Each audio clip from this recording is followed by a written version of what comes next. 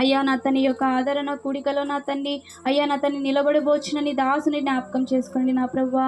వాక్యమును నా తండ్రి విని విడిచిపెట్టే వారంగా ఉండకుండా నా తండ్రి వాక్యమును నా తండ్రి అర్థం చేసుకునే జ్ఞానమును నా తండ్రి వాక్యమును హృదయం అనే పలకలో రాసుకునేటకు కృప చూపించండి నా తండ్రి. అయ్యా వాక్యమును నా తండ్రి దుష్టుడు ఎత్తుకొని పోకుండా నా తండ్రి వాక్యమును మా యొక్క హృదయంలో ఉంచుకొని నైనా వాక్యానుసారంగా నడుచుకున్నటకు కృప చూపించమని సహాయమును దయచేయమని అడుగుచున్నామయ్యా. దేవా స్తోత్రాలు తండ్రి.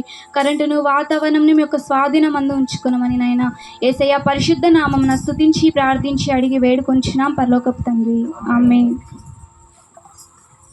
Praise the Lord. హల్లెలూయా.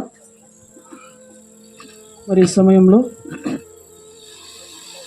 వాక్య భాగంలోనికి మనం వెళ్దాం.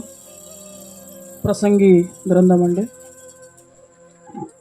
దయచేసి బైబిల్ ఉన్నవారు బైబిల్ తెరిచి చదవవలసిందిగా మనవి చేస్తాం. ప్రసంగి గ్రంథము 6వ అధ్యాయము 12వ వచనము. తన దినములన్నీయు వ్యర్థముగా గడుపుకొని మనుషుల బ్రతుకునందు ఏది వారికి క్షేమకరమైనదో ఎవరికి తెలియను. వారు పోయిన తరువాత ఏమి సంభవించినో వారితో ఎవరు చెప్పగలరు? చాలు. స్తోత్రం. ప్రియమైన సహోదరి సహోదరులారా, ప్రియమైన కుటుంబమా, ఈరోజు సుందరయ్య పెదనాన్న యొక్క ఆదరణ కూడిక మనము జరుపుకుంటూ ఉన్నాం. అయితే కొద్ది దినములు మనతో పాటు ఈ భూమి మీద ఉన్నాడు, మనకంటే ముందుగా వచ్చి ఉన్నాడు. అయితే ఆయన కాలము సంపూర్ణమై ఉన్నది. మరలా మట్టికి చేరవలెను కాబట్టి ఆయన ఈ లోకాన్ని విడిచిపెట్టి ఎక్కడికి వెళ్ళాడు? మట్టికి మన్నైపోయాడు. ఆయన ఆత్మ పరదేశులోనికి వెళ్ళింది. అయితే జాగ్రత్తగా మనం ఆలోచన చేయగలిగితే, మనిషికి ఇన్సూరెన్స్ తీసుకుంటాం కదా మనము. Insurance, LIC insurance, SBI insurance తీసుకుంటాం. ఎందుకు తీసుకుంటాము? మనకు ఏదైనా ప్రమాదం వస్తే మన కుటుంబ సభ్యులకు కొంత అమౌంట్ ఆ ఇన్సూరెన్స్ వాళ్ళు ఇస్తారు.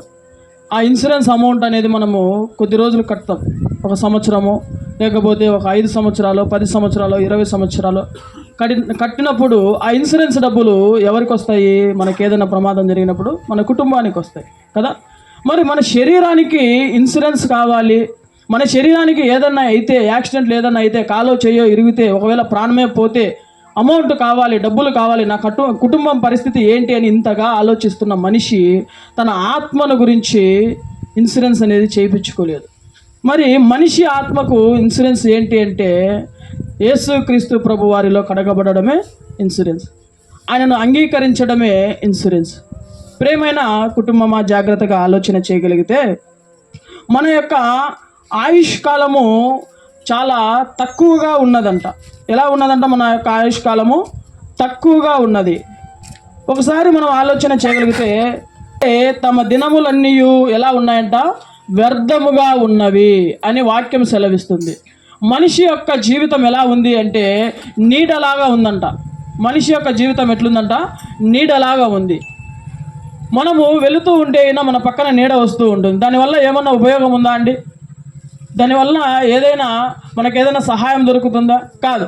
మనం ఏం చేస్తే ఆ నీడ కూడా అదే చేస్తుంది. ఆ నీడ ఎంత వ్యర్థమైనదో మనిషి జీవితము కూడా ఈ భూమి మీద వ్యర్థముగా బ్రతుకుతూ ఉన్నారు. ఎందుకు ఈ లోకానికి వచ్చామన్నది మర్చిపోయి ఉన్నారు. ఎందుకు ఈ లోకంలో బ్రతుకుతున్నామన్నది మర్చిపోయి ఉన్నారు. ఎంతసేపు తినడము, త్రాగడము, ఎంజాయ్ చేయడము, ఇదే మనిషి యొక్క జీవితం అయిపోయింది. ఈ భూమి మీదకి మనిషి ఎందుకు వచ్చాడు అన్న సత్యాన్ని మనము గ్రహించాలి. నీడవలే తమ దినములు వ్యర్థముగా గడుపుకొను మనుషులు బ్రతుకునందున ఏది వారికి క్షేమకరమైనదో వారికి తెలియను. ఏది క్షేమమైనదో మనం ఏం చేయాలంట? గ్రహించాలి. ప్రియ సహోదరులారా, ఈరోజు గ్రహించే వారిగా మనం ఉన్నామా? గ్రహింపు లేకుండా మనం ఉన్నామా? ఆలోచన చేయండి. మనం పుట్టాము, పెరిగాము, చనిపోయాము అంటే ఈ జీవితానికి ఒక అర్థం అనేది లేదండి. ఎందుకు పుట్టాము అంటే యేసుక్రీస్తుని గురించినటువంటి సాక్షిగా బ్రతకడానికి ఈ లోకంలో పుట్టాము. మనం కనీసం మనము వాక్యం చదవడానికే మన దగ్గర సమయం లేదు. మోకరించి ప్రార్థన చేయడానికే సమయం లేదు. దేవుణ్ణి అంగీకరించడానికే మన దగ్గర సమయము లేదు. అందుకే దేవుని వాక్యం సెలవిస్తుంది, మనిషి యొక్క జీవితం ఎలా ఉందంట? నీడవలే వ్యర్థముగా ఉన్నది. ఈరోజు ఒకసారి ఆలోచన చేయండి. ఏ విషయంను బట్టి నేను వ్యర్థముగా జీవిస్తున్నాను? ఏ విషయంను బట్టి నా జీవితం వ్యర్థముగా ఉంది? ఒకసారి ఆలోచన చేయండి ప్రియ సహోదరి సహోదరులారా. మనిషి యొక్క క్షేమము ఏంటి అనేది మనం గ్రహించాలి. నీ ఆత్మకు నా ఆత్మకు క్షేమకరమైనది ఏంటంటే యేసుక్రీస్తు ప్రభు వారిని అంగీకరించడము క్షేమకరము. ఆయన వేసినటువంటి మార్గంలో మనం నడవడము క్షేమకరము. ఈరోజు ఎంతమంది మనము నడుస్తున్నామండి ఆయన మార్గాన్ని? నేను క్రైస్తవుడిని, నేను క్రైస్తవురాలను అంటే సరిపోదండి. ఆ క్రియలు అనేటివి మనలో కనిపించాలి. ఆ క్రియాఫలము మనలో ఏమవ్వాలంట? ఫలించాలి ప్రియ సహోదరులారా. అర్థమవుతున్నాయి మాటలు. కీర్తనల గ్రంథము 89వ కీర్తన 47వ వచనము. నా ఆయుష్కాలము ఎంత కొద్దిదో జ్ఞాపకము చేసుకొనుము. ఎంత వ్యర్థముగా నీవు నరులందరినీ సృజించి ఉన్నావు. మరణమును చూడక బ్రతుకు నరుడెవడు? పాతాళము యొక్క వశము కాకుండా తను తాను తప్పించుకొని వాడెవడు? చాలండి. మనిషి యొక్క ఆయుష్కాలము చాలా కొద్దిదంట. అది ఎలాంటిది అంటే దీపము వంటిది అని వాక్యం సెలవిస్తుంది. అది ఎలాంటిది అంటే గడ్డి పువ్వ వంటిది అని వాక్యం సెలవిస్తుంది. అది ఎలాంటిది అంటే నీడ వంటిది అని వాక్యం సెలవిస్తుంది. అది ఎలాంటిది అంటే నీటి బుడగ వంటిది అని వాక్యం సెలవిస్తుంది. వాక్యము అర్థమయ్యే వారికి మాత్రమే ఈ మాటలు అర్థమవుతాయి. ప్రియ సహోదరి సహోదరులారా, మనిషి యొక్క జీవితము కొద్దిపాటిది. మనిషి యొక్క జీవితం, మనిషి యొక్క ఆయుష్ చాలా కొద్దిదంట. చూడండి, నా ఆయుష్ కాలము ఎంత కొద్దిదో జ్ఞాపకము చేసుకునుము. మనం ఎప్పుడు జ్ఞాపకం వస్తుందంటే ఈ మాట మనకు సుందరయ్య పెదనాన్నలాగా మనము మంచాన పడినప్పుడు మనకు గుర్తుకొస్తుంది. అంతేనా? ఎందుకంటే ఇంకా నేను చనిపోతాను. ఎన్నోసార్లు పెదనాన్న అన్నాడు, నా పరిస్థితి ఏంటి, నా పరిస్థితి ఏంటి, నా దగ్గర ఒకరు తోడు ఉండాలి, నేనేమైపోతాను, నేను చనిపోతానేమో అనే భయం అనేది ఎప్పుడు వచ్చిందంట? వృద్ధాపంలోకి వచ్చిన తర్వాత వచ్చింది. ఆయన చనిపోయాడు, ఆయన కాలం అయిపోయింది. ఇప్పుడు ఇన్సూరెన్స్ కావాల్సింది మనకు. రేపేమి సంభవించినో నీకు తెలియదు. ఈరోజు తిని త్రాగి సంతోషంగా ఎంజాయ్ చేస్తూ ఇదే నా జీవితము అని అనుకుంటూ ఉన్నావేమో. కానీ ఒక రోజు వస్తుంది, తీర్పు రోజు వస్తుంది. మరలా ఒకసారి చదవండి ఆ మాటను. నా ఆయుష్కాలం ఎంత కొద్దిదో జ్ఞాపకము చేసుకొనుము. ఎంత వ్యర్థముగా నీవు నరులందరినీ సృజించి ఉన్నావు. మరణమును చూడక బ్రతుకు నరుడెవడు? మరణమును చూడక బ్రతుకు నరుడెవడు? ఏంటంట? మరణమును చూడక బ్రతికే నరుడెవడు? ఎవరైనా నేను మరణాన్ని చూడను అనేవారు ఎవరైనా ఉన్నారా అండి ఈ లోకంలో? ఎవరికీ లేదు. ఆప్షన్ ఎవరికీ లేదు. ప్రతి ఒక్కరూ, పుట్టినవాడు ప్రతి ఒక్కడు ఏమైపోతాడంట? చనిపోతాడు. పుట్టిన ప్రతి ఒక్కడు చనిపోవాల్సిందే. నేను నా తల్లి గర్భములో నేను పుట్టానండి, అక్కడి నుండి నేను వచ్చానండి అని అంటాం. నీ స్థానం ఎక్కడ ఉన్నదన్న విషయాన్ని నువ్వు గ్రహించవు. తల్లి గర్భం నుండి ఈ భూమి మీదకి వచ్చిన నీవు మరణము ద్వారా మరలా ఆ భూమిలోకి వెళ్తూ ఉన్నావు. నీ శరీరం ఈ భూమి మీదకి వచ్చింది, నీ శరీరం మరలా ఆ భూమిలోకి వెళ్ళిపోతుంది. మరి నీ ఆత్మ పరిస్థితి ఏంటి? ఆ జీవం ఎక్కడికి వెళ్తుంది? ఎక్కడికి వెళ్ళాలి? దాని గమ్యస్థానం ఏమిటి? ఏ రోజైనా ఆలోచన చేశారా? మరణించిన వారికి రెండు మార్గాలు ఉన్నాయండి. ఆ రెండు మార్గాలు ఏంటంటే, ఒకటి నిత్య పరలోకము, ఒకటి నిత్య నరకము. ఎన్నోసార్లు వినే ఉంటారు, ఎన్నోసార్లు ఆలోచన చేసి ఉంటారు. కానీ అందరితో పాటే కదా అనే ఒక నిర్లక్ష్యము మనలో మెదులుతూ ఉంది. మనం ఎక్కడ ఉండాలో, మనము ఈ భూమి మీద ఉన్నప్పుడే మనం ఏం చేయాలంట? సిద్ధపాటు కలిగి ఉండాలి.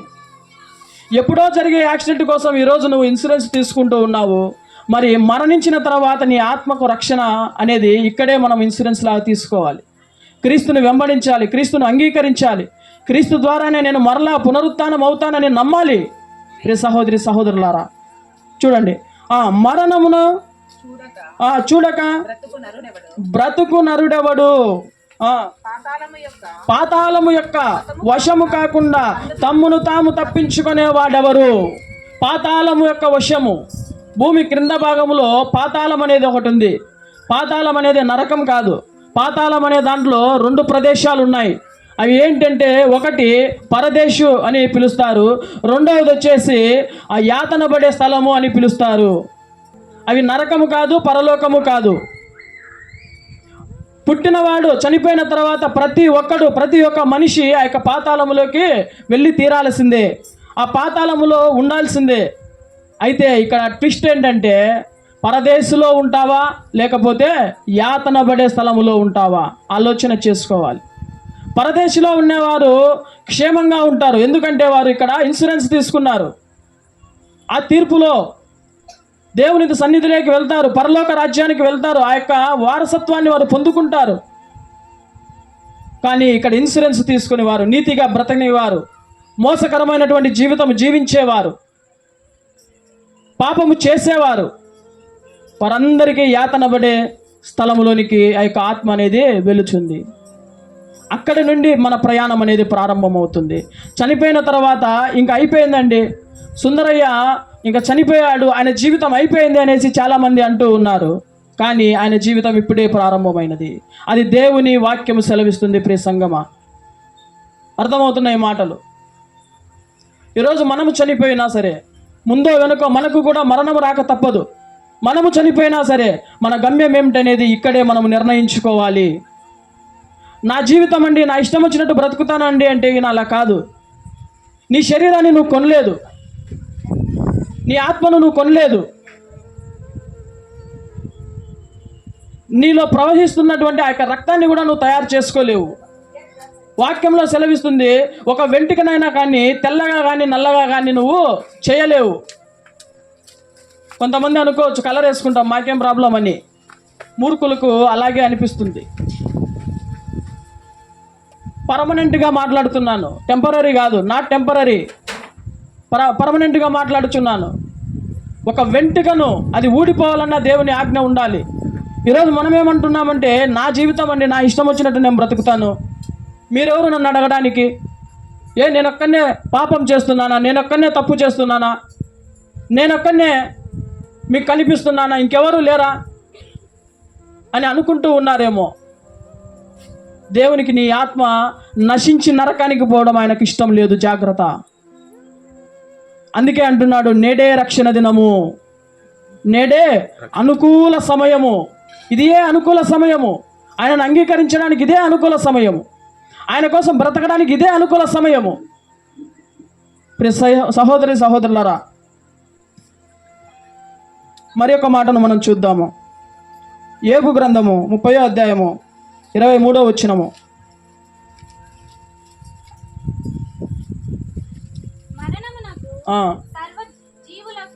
నియమింపబడిన సంకేత సమాజ మందిరమునకు నీవు నన్ను రప్పించదవని నాకు తెలియను. చాలు. యోబు గారు ఎంతో జ్ఞానవంతుడండి. ఆయన మాట్లాడుతున్నటువంటి మాటను ఆధారంగా మనం చూసుకుంటే, నేను మరణించడము అనేది నీ సన్నిధికి రావడము అని అంటున్నాడు. అంటే ఆయనకు తెలుసు, నేను మరణిస్తే దేవుని సన్నిధిలో ఉంటాను అని. ఈరోజు మనకు తెలుసా మనం మరణిస్తే దేవుని సన్నిధిలో ఉంటామని? గ్యారంటీ లేదు కదా. ఈరోజు అద్దంలో చూసుకొని, ఇదిగో నేను చూడు ఎంత అందంగా ఉన్నానో, నా కళ్ళు చూడు ఎంత అందంగా ఉన్నాయో, నా జుట్టు చూడు ఎంత అందంగా ఉందో అని చెప్పుకుంటూ ఉన్నామేమో. ఈ శరీరము మట్టికి మన్నైపోతుంది.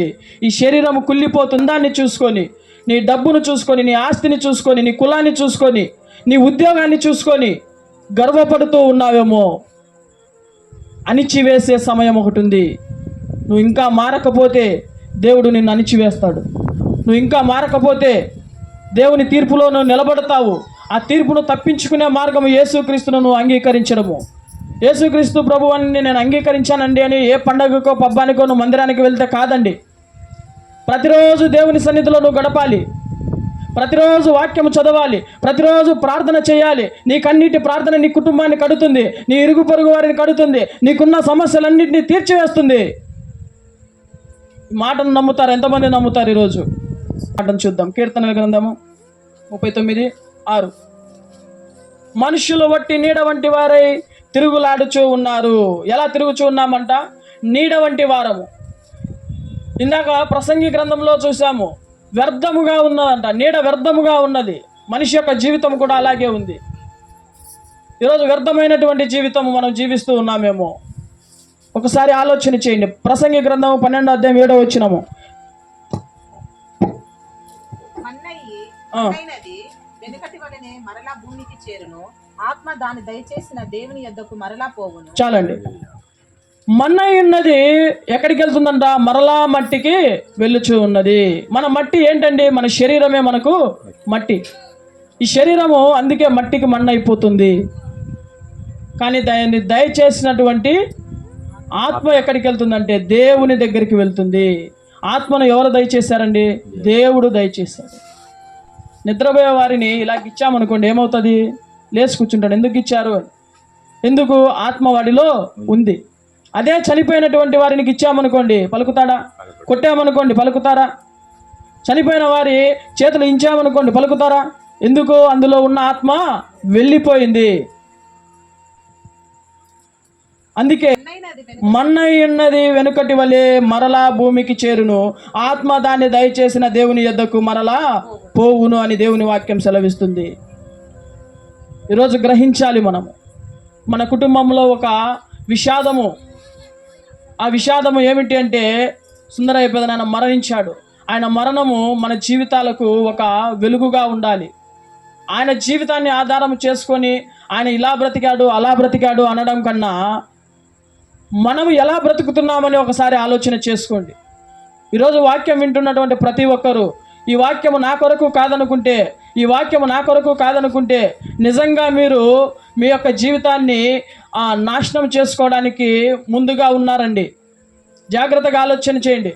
దేవుని వాక్యం ఈరోజు నీతో నాతో మాట్లాడుతూ ఉంది. మన్నై ఉన్నది మరలా ఏమైపోతుందంట? మట్టికి చేరుతూ ఉంది. రేపేమి సంభవిస్తుందో మనకు తెలీదు. మనం ఈరోజు తింటూ తాగుతూ సంతోషంగా ఎంజాయ్ చేస్తూ ఉన్నాము. ఎంజాయ్ చేయడానికి లోకానికి రావడం లేదండి. మనము మన జీవితం క్రీస్తు కొరకు సాక్షిగా బ్రతకడానికి లోకానికి వచ్చాము. ఈ సత్యాన్ని మనం గ్రహించాలి. చూడండి, కాలం ఎంత స్పీడ్గా వెళ్తూ ఉందో. పుట్టినరోజులు చేసుకుంటూ ఉంటాం, గ్రాండ్గా చేస్తూ ఉంటాం. ఒక్కొక్క సంవత్సరం గడుస్తూ ఉంది అంటే, అబ్బా ఇన్ని సంవత్సరాలు దేవుని కృపను బట్టి బ్రతికాము అని అనుకుంటూ ఉన్నాము. కానీ నీ జీవితములో ఒక సంవత్సరము గడిచిపోయింది. నీ జీవితము ఒక సంవత్సరము మరణానికి దగ్గరవుతుంది. ఆలోచన చేయండి. మరణానికి దగ్గరవుతున్నటువంటి ప్రతి ఒక్కరము కూడా మన జీవితం ఎలా ఉందో మనలో మనము పరిశీలన చేసుకుందాం.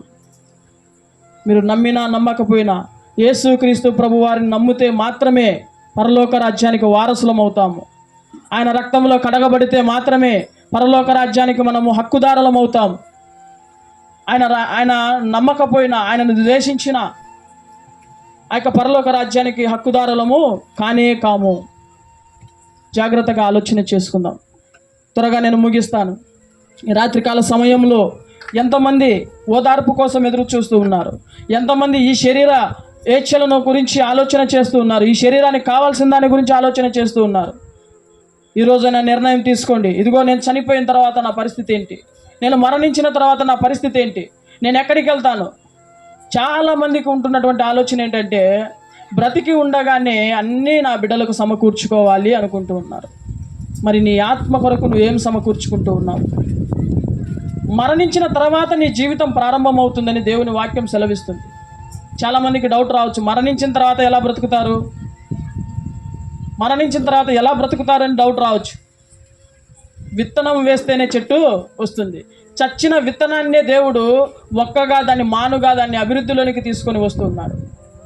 గొంగలి పురుగును ఏం చేస్తున్నాడంట? చీతాకు ఒక చిలుకగా మారుస్తూ ఉన్నాడు. ఇంతకంటే ఆనవాళ్ళు కావాలా? యేసుక్రీస్తు ప్రభువారు మనందరి కోసం మరణించాడు. ఆయన 3 రోజులు సమాధి చేయబడ్డాడు. 3వ రోజున తిరిగి లేచాడు. మనందరి పాపములు ఆయన భరించాడు. మనం చేయవలసిందల్లా ఆయనను నా సొంత రక్షకుడు అని మనం అంగీకరిస్తే చాలండి. ఆయన మార్గంలో మనం నడిస్తే చాలండి. చేద్దామా మరి? మన కుటుంబాలు ఎవరు నశించిపోవడము దేవునికి ఇష్టం లేదు. ఇదో పలాని కుటుంబంలో చాలా మంచి జీవితం జీవించారన్న పేరు మనకు ఉండాలి. వాడు పోయిందే మేలు అన్న పేరు మనకొద్దు. బ్రతికినన్ని రోజులు కుటుంబాన్ని వేపుకు తిన్నాడనే పేరు మనకొద్దండి. జాగ్రత్తగా ఆలోచన చేయండి. ఈరోజు ఈ కుటుంబానికి కావాల్సిన ఆదరణ మనం ఇవ్వాలి. ఈ కుటుంబానికి కావాల్సినటువంటి ధైర్యము మనం ఇవ్వాలి. మనకంటే దేవుడు ఇస్తున్నాడు, కానీ మనుషులుగా మనము కూడా ఇవ్వాలి. వచ్చిన ప్రతి ఒక్కరూ ఇదిగో మీరు అలా చేశారండి, ఇలా చేశారండి, మీరు అదండి ఇదండి, ఇది కాదు. ముందున్న తరము, ముందున్న రాబోయే కాలానికి పెద్దమ్మకు కావాల్సినటువంటి ధైర్యాన్ని మనం ఇవ్వాలి. కుటుంబానికి కావాల్సిన ధైర్యాన్ని మనం ఇవ్వాలి. ఆ కుటుంబం కొరకు ప్రార్థన చేయాలి. మన కుటుంబం కొరకు మనం ప్రార్థన చేసుకోవాలి. మన సంఘాల కొరకు ప్రార్థన చేసుకోవాలి. ఇరుగు పొరుగు వారి రక్షణ నిమిత్తమై ప్రార్థన చేయాలి. ఒకవేళ ఇన్ని రోజులు మనకు అలాంటి ఆలోచన లేకపోతే ఈ రోజు నుంచి ఓ మంచి తీర్మానం తీసుకుందాం. ఎందుకంటే రేపేమి సంభవిస్తుందో మనకు తెలియదు. మన జీవమే పాటిది. మనిషి ఆయుష్ 70 సంవత్సరములు, అధిక బలం ఉన్న ఎడల 80 సంవత్సరములు. ఆ వాక్యము రాసిన కాలానికి 70 సంవత్సరాలు, 80 సంవత్సరాలు. ఇప్పుడు 50 సంవత్సరాలు, 60 సంవత్సరాలే. మనము చేస్తున్న అల్లరికి, మనము తీసుకుంటున్నటువంటి చెడు నిర్ణయాలకు మన జీవితము ఎప్పుడు ముగించబోతుందో మనకు తెలియదు. ఇదే సంతోషమైన జీవితం అనుకుంటూ ఉన్నావేమో. నీ జీవితంలో రక్షణ లేనంత వరకు, నువ్వు యేసుక్రీస్తు ప్రభువారిని అంగీకరించినంత వరకు నీ జీవితానికి సంతోషం అని. చివరిగా ఒక మాటను చూసుకొని మనం ముగించుకుందాం. యాకోబు పత్రిక 4వ అధ్యాయం 14వ వచనం.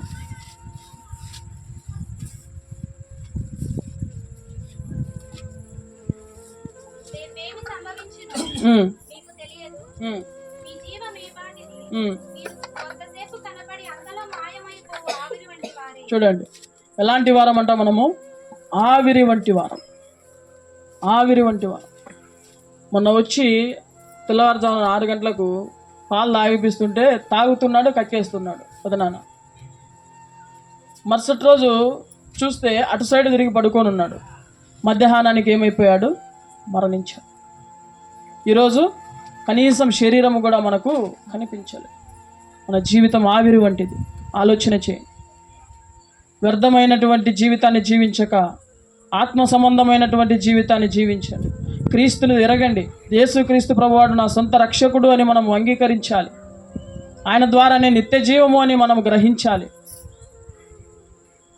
ఎందుకంటే రేపేమి సంభవిస్తుందో మనకు తెలియదు. రేపేం జరుగుతుందో మనకు తెలియదు. ఉన్న సమయాన్ని మనం ఏం చేయాలంటే సద్వినియోగము చేసుకోవాలి. దేవుడి కొద్ది మాటలు మన హృదయంలో ఫలింపచేయునుగాక. ఆమేన్. చివరి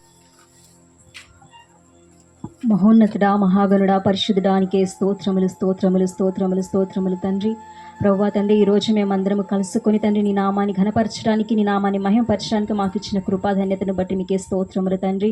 అయ్యా, ఆరంభం నుంచి మీరే సహాయకుడిగా ఉండి నడిపించిన విధానాన్ని బట్టి నీకే స్తోత్రములు తండ్రి. అయ్యా, పాటల ద్వారా మీ నామానికి మహిమ తెచ్చుకున్నందుకు మీకు వందనాలయ్యా. అయ్యా, మీ దాసులు నిలబెట్టుకొని ప్రభువా వాక్యం ద్వారా మా అందరితో మీరు సూటిగా తేటగా మాట్లాడిన విధానం బట్టి నీకే స్తోత్రములు, వందనాలు తండ్రి. అయ్యా, ఈ వాక్యంలో ఉన్న మేలును ప్రభువా మేమందరము అనుభవించినట్లుగా సహాయం దయచేయండి తండ్రి. అయ్యా, ఈ భూలోకంలో తండ్రి మేము జీవించినంత కాలము ప్రభువా అయ్యా నీ నామానికి మహిమకరంగా జీవించే కృపను దయచేయండి తండ్రి. అయ్యా, మా మాటల్లోనూ మా ప్రవర్తనలోనూ ప్రభువా అయ్యా నిన్ను కనపరిచేవారిగా, నిన్ను ఘనపరిచేవారిగా మమ్మల్ని చేయండి నాయన. నీకు స్తోత్రములు, వందనాలు తండ్రి. అయ్యా, నీ బిడ్డలమని క్రైస్తవులమని చెప్పుకుంటూ ప్రభువా మా ఇష్టానుసారమైన జీవితములు మేము జీవించక నాయన అయ్యా ఓ మాదిరికరమైనటువంటి జీవితాలు జీవించమని ప్రభువా తండ్రి మీరు మాట్లాడిన విధానాన్ని బట్టి నీకు స్తోత్రములు తండ్రి. అయ్యా, మా క్రియలను మార్చుకొని, మా యొక్క ఆలోచన, మా తలంపులు, మా యొక్క ప్రవర్తనను మార్చుకొని ప్రభువా అయ్యా మీకోసమే సిద్ధపడటకు మాకు సహాయం దయచేయండి తండ్రి. అయ్యా, ఈ భూలోకంలో జీవించినంత కాలము ప్రభువా తండ్రి అయ్యా అధిక బలం ఉంటే తండ్రి అయ్యా 70 సంవత్సరంలో 80 సంవత్సరంలో బ్రతుకుతామేమో కానీ ఆయన అయ్యా ఈ బ్రతికినంత కాలము ప్రభువా నీ నామానికి మహిమకరంగా జీవించే కృపను దయచేయండి అయ్యా. అయ్యా, ఈ భూలోకంలో మేము జీవించినంత కాలం ప్రభా ఇదిగో ఇది నీ రాకడకు మేము సిద్ధపడవలసిన సమయం అని ప్రభా గ్రహించుకున్నట్లుగా సహాయం దయచేయండి తండ్రి. ప్రభా ఇదిగో తండ్రి నువ్వు రాకడలో ప్రభా అయ్యా మేము ఎత్తబడే వారిగాను ప్రభా తండ్రి అటు రీతిగా మమ్మల్ని మలచండి నాయన. అయ్యా, అటు అలంకారం మాకు దయచేయండి తండ్రి. నీకు స్తోత్రములు తండ్రి. అయ్యా, మీ కృపను దయచేయండి నాయన. నీకు స్తోత్రాలు. వాక్యం ద్వారా మీరు మాట్లాడినట్లుగా మా జీవితము ప్రభువా ఒక నీడ వలె ఉన్నది నాయన, అడవి అయ్యా గడ్డి వలె ఉన్నది నాయన ప్రభువా.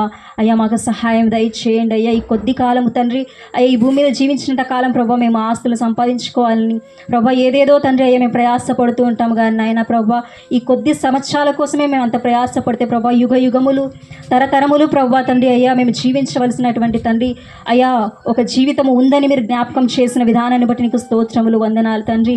అయ్యా ప్రభా తండ్రి ఈ యొక్క అయ్యా కొద్ది సమయానికి ప్రభా తండ్రి అయ్యా మిమ్మల్ని త్రోసివేసి ప్రభా మా జీవితాలను ప్రభా మీకు అవిధేయులుగా జీవించి ఇదిగో నిత్య నరకాగ్నికి మేము వెళ్ళకూడదని ప్రభా అటు రీతిగా తండ్రి మేము వెళ్ళడం మీకు ఇష్టం లేదని వాక్యం ద్వారా మీరు మాట్లాడినందుకే నీకు స్తోత్రాలు తండ్రి. అయ్యా ఇదిగో తండ్రి అయ్యా పరలోక రాజ్యానికి మీరు సిద్ధపడండి అని ప్రభా, ఇదిగో అనుకూల సమయం అని ప్రభా, ఇదే రక్షణ దినమని మాతో మాట్లాడినందుకే నీకు స్తోత్రాలు ప్రభా. అయ్యా తండ్రి అయ్యా ఈ జీవిత కాలంలోనే ప్రభా తండ్రి మేము జీవిస్తున్న సమయంలోనే తండ్రి మేము సిద్ధపడడానికి సహాయం దయచేయండి తండ్రి, నీకు స్తోత్రాలయ్యా.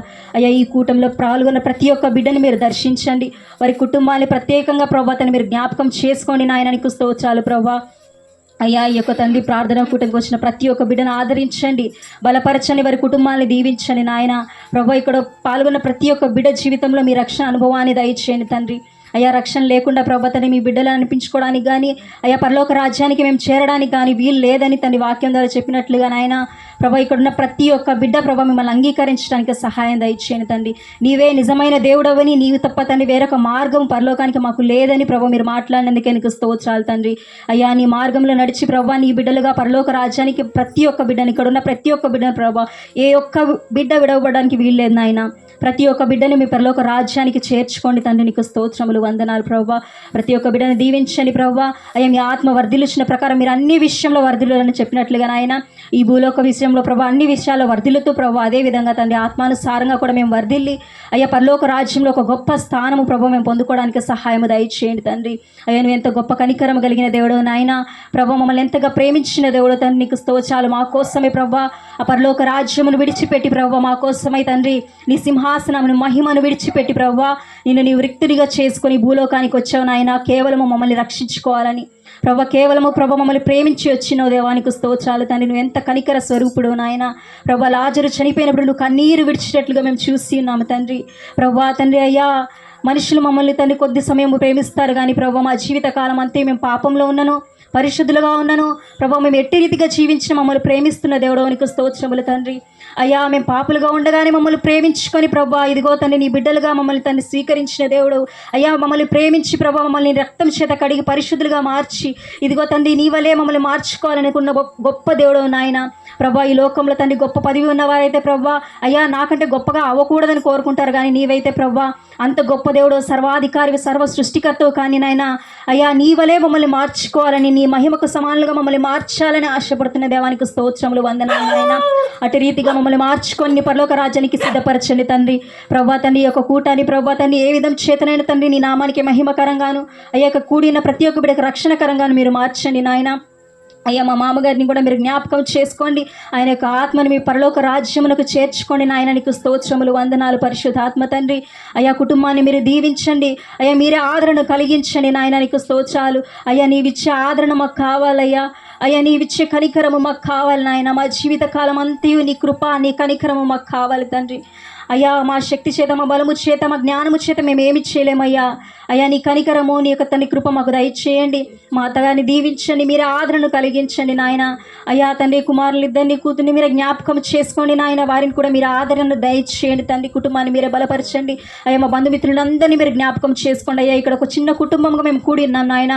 అయ్యా ఈ కుటుంబాన్ని దీవించి ఆశీర్వదించమని వేడుకుంటున్నాను తండ్రి. పరిపూర్ణమైన తండ్రి ఆశీర్వాదాలతో తండ్రి మేము తిరిగి వెళ్ళడానికి సహాయం దయచేయండి ప్రభా. ఈ యొక్క తండ్రి అయ్యా ప్రార్థించుకోవడానికి ప్రభా ఈ కూటాన్ని మీరు అనుగ్రహించినందుకే మీకే స్తోత్రములు, వందనాలు చెల్లించుకుంటూ వాక్యాన్ని ప్రభా నూరంతలుగా ఆశీర్వదించి ప్రభా మా హృదయాలు ఫలింప చేయండి ప్రభా. తండ్రి మంచి నేల పండే విత్తనముల వలె ప్రభా ఫలింప చేయండి నాయన. సాతానుగాడు ఎత్తుకుపోకుండా నాయన అయ్యా వాక్యము చుట్టూ మీకు కంచెవేసి కాపాడండి, మా జీవితాల్లో ఫలించినట్లుగా సహాయం చేయమని యేసుక్రీస్తు పరిశుద్ధమైన నామం ప్రార్థించి వేడుకొని పొంది ఉన్నాం తండ్రి, ఆమేన్. చివరి ప్రార్థన. ఆదరణకర్తమైన దేవ, సఫలపరచు దేవ, బలం దయచేవాడా, మా జీవమును మార్గమును సత్యమును నేనే అన్నవాడా దేవా, వచ్చిన బిడ్డలందరినీ దీవించి ఆశీర్వదించి క్షేమకరంగా తన గృహాలకి చేర్చమని, మీ దూతల సహాయం కూడా దయచేయమని, దూర ప్రాంతంలో ఉన్న వాళ్ళను మీ తోడు ఉందమని నజరుడైన యేసుక్రీస్తు నామమున ప్రార్థన చేసి అడిగి వేడుకొనుచున్నాం తండ్రి, ఆమేన్. పరలోకమందున్న మా తండ్రి, నీ నామం పరిశుద్ధపరచబడును గాక, నీ రాజ్యం వచ్చును గాక,